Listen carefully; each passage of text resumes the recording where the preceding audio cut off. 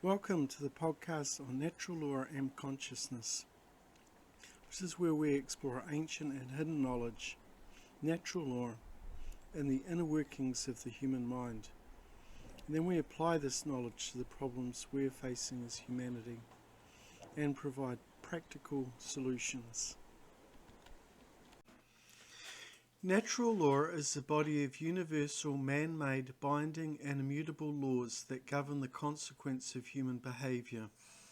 Natural law came into existence before humans existed and are the basic rules for harmonious living. These laws are built into the fabric of reality, just like gravity or electromagnetism. Natural law can be learned from observable, measurable effects in the world and is not a belief system or a religion. Morality is a science and operates regardless of belief. So, what are these natural laws that govern human activity? Firstly, the law of cause and effect, which is the law of karma or moral law. As ye sow, so shall ye reap. Also, the golden rule. Do unto others as you would have them do unto you. The law of attraction.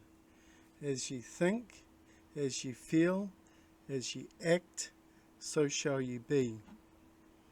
Now you are sovereign, and hence you must respect the sovereignty of others. Also, the law of one, which is an understanding that we are all connected, that as one suffers, all suffer. The natural law governs the aggregate free will behaviour of all people, the entire population, by manifesting the consequences of our choices. These consequences we receive are always dependent on whether our decisions are behaviour of moral or immoral. We are not insulated from the consequences of our behaviour. Natural law operates in the unseen, non-physical realm, perhaps at the subatomic level.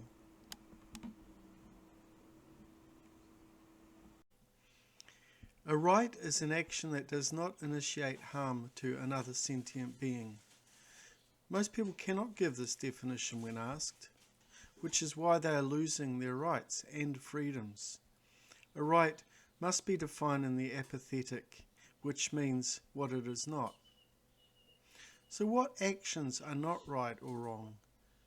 They are behaviours that cause harm to other sentient beings. They are wrong. Immoral behaviours include murder, assault, rape, theft, trespass, coercion, and willful lying. Natural law is not being selfish. So, what is the opposite of natural law? Solipsism. That is from the Latin adjective solus, alone, and the Latin pronoun ipsi, self. The quality of being very self-centered or selfish. The view or theory that the self is actually all it can be known to exist. The ideology that one's mind is sure to exist. Solipsists contend that knowledge of anything outside one's mind is unsure. Hence, there is no such thing as objective truth, and nothing about the external world and its workings can be communicated to anyone. Solipsism is both a false religion and a defining hallmark of spiritual infancy. Departing from this diseased ideology signifies human maturity and spiritual development. Those who are genuinely, fully awake understand that objective reality does exist and truth can be known. The 10 Commandments describe natural law. Murder is theft of life. Assault is theft of another's well-being. Rape is theft of someone's free will. Theft is stealing of property. Trespass is the stealing of security of one's living domain. Coercion is the theft of choice with violence or duress. Willful lying is the theft of necessary information that negatively affects someone's ability to make informed decisions. These behaviour constitute the definition of violence, which is the initiation of harmful behaviours against other sentient beings. These immoral behaviours are transgressions against natural law because there are violations of the inherent rights of others. The natural law of human conduct can be summarised in 2 words. Don't steal. What we care about is what we experience. What we do not care about and choose to willfully ignore, then we will experience in a negative way. The binding principle of the Hermetic principle, it should not be too difficult for any person of average intelligence to acquire the knowledge of at least the outlines of the scheme of evolution. That such knowledge is of utmost importance will, we think, be conceded by every intelligent individual. We live in this world governed by the laws of nature. Under these laws, we must live and work, and we are powerless to change them. If we know them and intelligibly cooperate with natural law, then these natural forces become the most valuable allies. If, on the other hand, we do not understand them and, in our ignorance, work contrary to them, then they become the most dangerous enemies, capable of terrible destruction. Therefore, the more we know of the working methods of nature, which is latter but the visible symbol of the invisible God, the better able we shall be to take advantage of the opportunities it offers for growth and power, for emancipation from bondage and the elevation to master. Quote from Max Heindel. Do people have the right to defend themselves against violence? The principle of non-aggression is do no harm. It is morally wrong to initiate violence against others. The self-defense principle states that we have the right to use physical force to defend ourselves against acts of violence conducted upon us. Self-defense is not and should never be considered as violence, as it is an inherent right of all sentient beings. Does everyone have the same rights, or do some people have more rights than others? We should hold everyone accountable for the morality of their actions. Everyone has the same rights as everyone else, and there are no exceptions to this law. Accordingly, no one can delegate such non-existent right to any other person or group and thereby turn wrongdoing into a right in government, police, military, or any other social institution. Willful ignorance. Innocence is not synonymous with virtue. Innocence is the child of ignorance and cannot be maintained in a universe where the purpose of evolution is the acquisition of wisdom. To attain that end, knowledge of good and evil, right and wrong, is essential. And a choice of action is essential. If, having knowledge and choice, people range themselves on the side of good and right, then people cultivate culture and wisdom. If we succumb to the temptation and doing wrong, we foster vice. Quote from Max Heindel.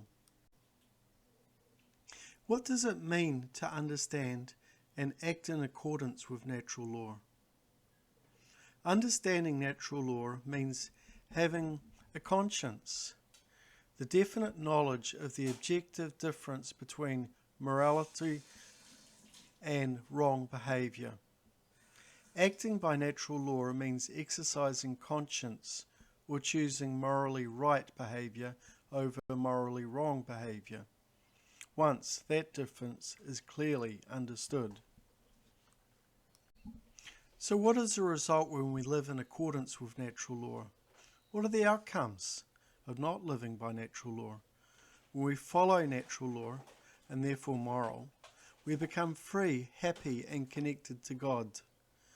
And there is freedom and order in society. The ultimate result of not following natural law is chaos and slavery in society. People are allowing evil to run unchecked, and if enough people understand this, then we could end slavery, which is just around the corner for most of humanity. Unfortunately, change is not happening because the underlying causes are not changing in how we think, feel, and behave. We are not living in alignment with natural law because most people do not pay attention to what is happening for safety and security. We're living the outcomes of people ignoring what is going on. And the longer people ignore natural law, the harder it will be to break out of the prison built for us. When we live in opposition to natural law, we become enslaved, and society is chaotic. In the years leading up to and including World War II, this exemplifies how a lack of natural law has led to tyranny, chaos, and enormous loss of human life. In 1933, Hitler took power in Germany, and before long the tyranny of the Nazis, phonetically not C, party became obvious. However, the people had a chance to stop the large-scale murder and oppression simply by refusing to follow orders and demanding the removal of the dictatorship of Hitler and the Nazi Party. Who was more culpable for the atrocities during the Nazi dictatorship? The German people, who allowed it to happen in the first place. The Nazi Party leaders who ordered the murder and removal of human rights and dignity. People who allow evil to happen are culpable for it when they have the power to stop it. Germany's population in the mid-1930s was about 70 million people, and it would take about 7 million or 10% of the population to refuse to follow immoral orders to end tyranny. Following orders out of fear is cowardice. Doing nothing and allowing evil to run unchecked is also cowardice. The word coward contains the word cow, and cows do not have a neocortex or the ability to reason. Another name for cow is cattle, the same word as chattel. Therefore, assets are things, not people, and assets have owners, like a farmer has cows. Another example of mass cowardice was in Russia after the revolution. The cowards of Russia not only allowed the genocides and atrocities to occur, but were active participants, and as a result, they were slaughtered in their tens of millions in Stalinist USSR. Ignorance of natural law is not an excuse. Natural law operates flawlessly, just like the law of gravity, regardless of person's belief or ignorance. What people believe is irrelevant. Does gravity care if someone doesn't believe in gravity? Likewise, natural law doesn't care if people believe in it or not. People want to believe they are doing good, but the good people in Nazi Germany were guilty of atrocities because they followed orders, obeyed unrighteous laws, and did not act while the evil ran unchecked. The Nazi leaders could only manipulate the mass psychology of a country of 70 million people through very clever techniques of mind control. During the Nuremberg trials, Nazi officers used the defence that they were following orders. This defence did not hold, and they were hanged for crimes against humanity. One cannot claim ignorance of natural law as an excuse, nor can one try to pass responsibility for their crimes on the superior who ordered the crime. Natural law applies to the perpetrator, the ignorant, and the order follower. Those who actively break natural law are the most culpable. Those who give orders to others to break natural law are also culpable, but not to the same extent as a person who actually committed the crime.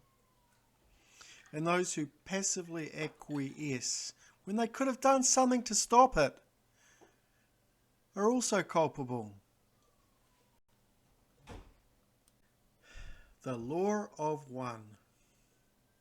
All people are connected at a higher level. What we do to others, we do to ourselves. Therefore, if you are planning on interfering with the sovereignty of others, then you had better dig 2 graves, one for your victim and one for yourself. There is a balance. That will always happen. It is not in the form of punishment of an angry God. It is simply action and consequence.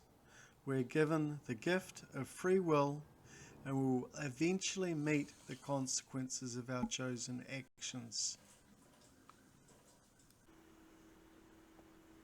If we choose actions that work in harmony with the universe, if we have good intentions towards everyone, if we remember to love and remember that we are all one being, then the consequences of our actions will be joyful and peaceful. However, if we work with the principles of hatred, of elitism, of arrogance, anger and blame, then the natural law consequences of nature will deliver negative consequences. No person is rendering these judgments. It's the laws of physics that render those judgments. It's a metaphor that for this is action and reaction. It'd be like a rubber band. If you stretch it, eventually that rubber band is going to snap back and hurt the person that was stretching it. And when that happens, the reaction will be harsh.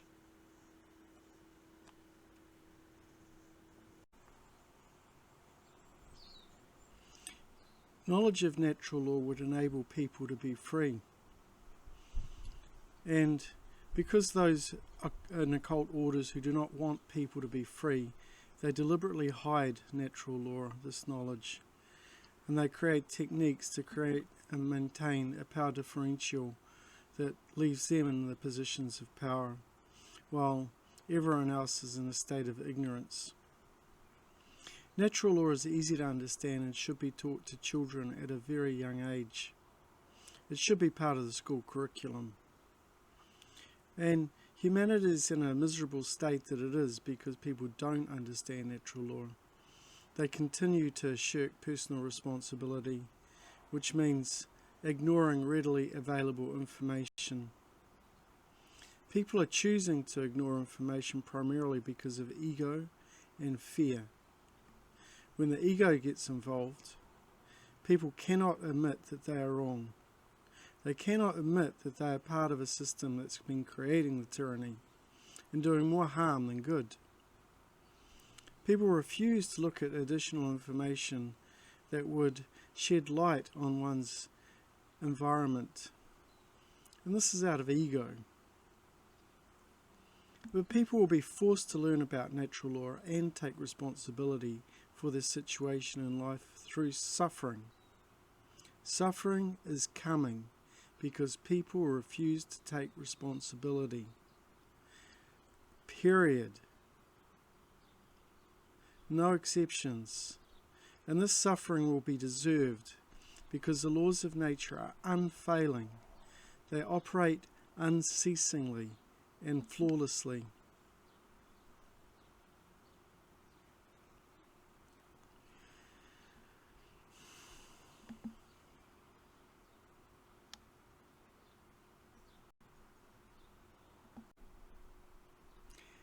Does legality equate to morality? Is government authority morally legitimate? No. Government is an artificial construct that does not exist in nature. It's a belief that people have, that some people have more authority and rights than others, and that is the fundamental cause of unparalleled suffering and death in our world. Claim to authority is and always has been morally illegitimate, untrue, illusory, and an immoral claim. Authority is legitimate because it is impossible to delegate a right to someone else that one possesses as an individual. If man's laws align with natural law, then they're moral, however irrelevant and unnecessary. If man's law is in opposition to natural law, in other words, false and immoral, then they're not binding upon anyone. Whether something is legal or not doesn't make it moral. All human authority is morally illegitimate because it is not voluntary and it is based on coercion and violence, which is, in of itself, immoral behaviour. Do people have a right to their own body? The ingestion of illegal or mind-altering substances is a person's sovereign right. People have the right to put in their bodies what they want, even if it is harmful. However, a person's body is a temple of the Holy Spirit. By poisoning one's body, it's a crime against one's own soul. We can lead a person towards right behaviour, and especially towards their own body, but we can't force them towards moral behaviour without breaking the natural law of respecting the sovereignty of others. Drug addicts are victims. They need compassion. We should not be tolerant to those who harm others to support a drug habit. People with addiction should be removed from the place where they can do harm to others in support of their habit. It is morally right to the addict of those who desire treatment.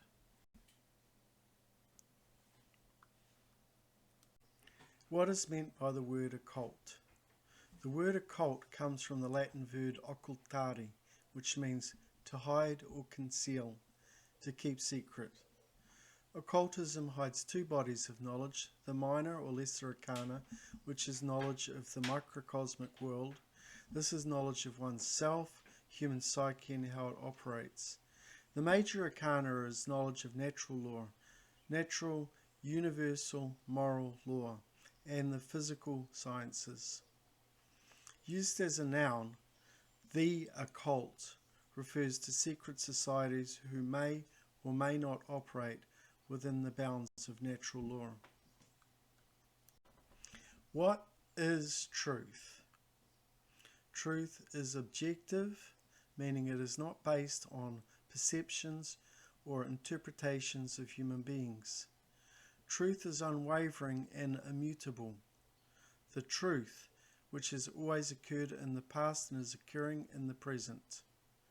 Truth is singular, meaning there is no such thing as my truth or their truth.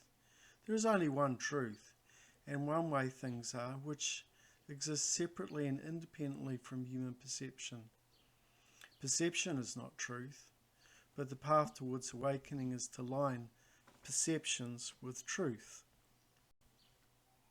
What is magic? Magic is causing change to occur under the will. Will with a capital W is the Creator's will. The will to evolve in consciousness and advance freedom. Therefore, sorcery is harmful magic. the art and science of influencing change in the world to occur according to the will, lowercase w, and the mind control is a vehicle of sorcery. This is the ego-driven will of the practitioner of this form of influence. Therefore, sorcery is not the Creator's, God's will that will be done, but the selfish, egotistical will of the practitioner of this form of lesser fallen magic that the practitioner is trying to accomplish. What is the consequence of lack of knowledge of natural law? Humanity hasn't made much spiritual progress over millennia, and people continue to harm themselves and others. Wars are still being fought because people do not understand natural law. Natural law is an effect for our betterment, our spiritual growth, our progress and development to become conscious, co-creators with God. Until we become conscious of natural law, we will remain in a mental state of imprisonment. A quote from the Reverend Chauncey Giles of New York. Physical death, or death of the body, was a provision for the divine economy for the benefit of man, a provision using which he attains the highest ends of his being. But there is another death, which is the interruption of the divine order and the destruction of every human element in a man's nature and every possibility of human happiness. This spiritual death which takes place at the body's dissolution. There may be vast development of a man's natural mind without that development being accompanied by a particle of love of God or unselfish love of man. When one falls into a love of self and the love of the world with its pleasures, losing the divine love of God and the neighbour, he befalls himself from life to death. The higher principles which constitute essential elements of his humanity perish, and he lives only according to the natural plane of his faculties. Physically, he exists. Spiritually, he is dead. To all that pertains to the higher and the only enduring phase of existence, he is as much dead as his body becomes dead to the world's activities, delights, and sensation when the spirit has left it. The spiritual death results from disobedience of the laws of spiritual life, followed by the same penalty as the disobedience of the natural life. But the spiritually dead still have their delights, their intellectual endowments, power and intense activities. All of the animal delights are theirs, and to the multitudes of men and women, these constitute the highest ideal of human happiness. Their tireless pursuit of riches and of the amusements of the entertainment of social life, the cultivation of the graces of manner, the taste and dress of social preferment, of scientific distinction, intoxicate and enrapture these dead alive. But, the eloquent preacher remarks, these creatures with their graces, rich attire, and brilliant accomplishments are dead in the eyes of the Lord and the angels, which measured only true, immutable standard, have no more genuine life than skeletons whose flesh has turned to dust. A higher development of the intellectual faculties do not imply the spiritual and true life. Many of the greatest scientists are but animate corpses. They have no spiritual sight because their spirits have left them. So we might go through the ages, examine all occupations, weigh all human attainments, and investigate all forms of society, and we would find these spiritually dead everywhere.